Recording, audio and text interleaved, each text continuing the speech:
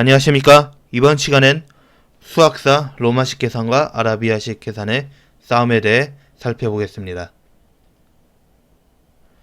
계산은 농업, 상업, 공업, 무역, 천문 등 다양한 분야에서 필요로 하기 때문에 사람들은 항상 더 복잡한 계산을 더 쉽게 구할 수 있는 방법에 대해 생각했습니다.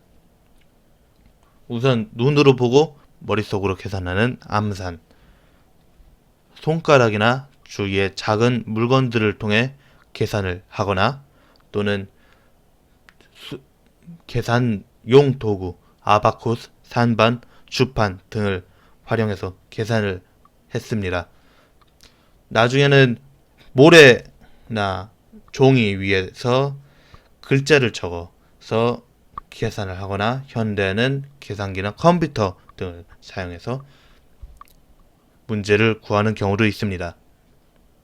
그렇다면 중세는 어떻게 계산을 해왔을까요? 지금 쓰는 아라비아 숫자와 달리 고대와 중세 유럽에서는 로마 숫자를 사용해 왔는데요. 현대 쓰는 아라비아 숫자를 로마 숫자로 나타낸다면 1은 I, 2는 II, 3은 III 이렇게 표현을 하게 되고 5의 경우 대문자 V, 4의 경우 대문자 V에서 앞에 I를 붙여 IV, 6의 경우 VI, 7의 경우 VII 그렇게 가면서 10의 경우 X, 20의 경우 XX, 30의 경우 XXX 이렇게 표현하게 됩니다. 더 나아가선 50의 경우 대문자 L, 100의 경우 대문자 C, 500의 경우 대문자 D, 1000의 경우 대문자 M을 쓰며 그 이후에는 1000을 곱하는 뜻의 바를 쓰게 됩니다. 이런 로마 숫자를 계산할 경우 덧셈의 경우 10을 뜻하는 X와 2를 뜻하는 II를 더할 경우 XII가 되고요. 뺄셈의 경우 XII-II의 경우 X가 답으로 나오게 됩니다. 하지만 이런 일상생활에서 쓰이는 계산과 달리 복잡한 사칙 연산을 구하는 경우 로마 숫자를 사용해 구할 경우 계산이 복잡해지기도 합니다. 곱셈의 경우 DXII 512 곱하기 XV 15를 구할 경우 V바 DCLXXX 즉 7680이 나오게 되고요. 나눗셈의 경우 CXXIV 나누기 LXII는 II가 나오게 됩니다.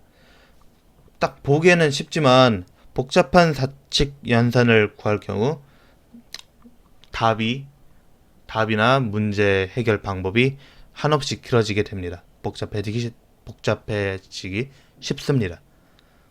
이런 문제를 해결하기 위해 아라비아식 숫자 계산 방법이 도입되었는데요. 이런 도입 방법을 처음으로 도입한 사람이 피보나치라는 사람입니다. 피보나치는 아버지가 피사에 실력 있는 상인인 덕분에 여러 유럽을 돌아다니며 많은 학문을 배웠는데요. 어느 날 아프리카에서 이슬람 수학을 접하게 됐고 이를 계기로 인도 아라비아 숫자를 이용한 계산법을 유럽에 소개하게 되었습니다. 이렇게 피보나치로 대표되는 인도 아라비아의 셈법은 유럽에 큰 영향을 미쳤는데요. 특히 금융업이나 그런 대상인들의 경우 이런 복잡한 로마 숫자 계산보단 이슬람식 숫자 계산을 더 선호하는 경향이 있었습니다. 하지만 로마 교황청은 로마 숫자로 계산한 방법을 지키라고 강요를 했습니다. 이유는 숫자들이 변조되기 쉽다는 이유였는데요. 예를 들어 320이라는 숫자가 있을 경우 이걸 아라비아 숫자로 표현할 경우 320인데요. 이 경우 2를 선을 그어 3으로 만들 수도 있고 3의 경우 5로 보일 수도 있다는 점으로 인해서 금지를 당했습니다. 시간이 지나면서 계산판 로마 숫자를 사용하는 계산판파와 필산파, 아라비아 숫자를 사용하자는 필산파가 계속해서 대립해 왔는데요. 계산판파가 처음에는 유리했습니다. 왜냐하면 수십 년간, 수백 년간 그쪽에 종사한 사람들이고 거기에 계속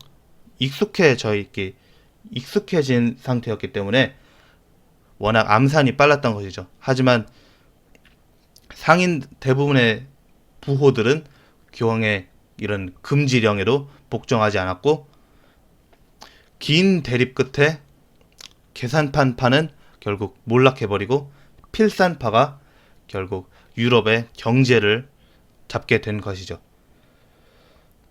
지금까지 로마식 계산과 아라비아식 계산의 싸움을 설명을 마치겠습니다. 감사합니다.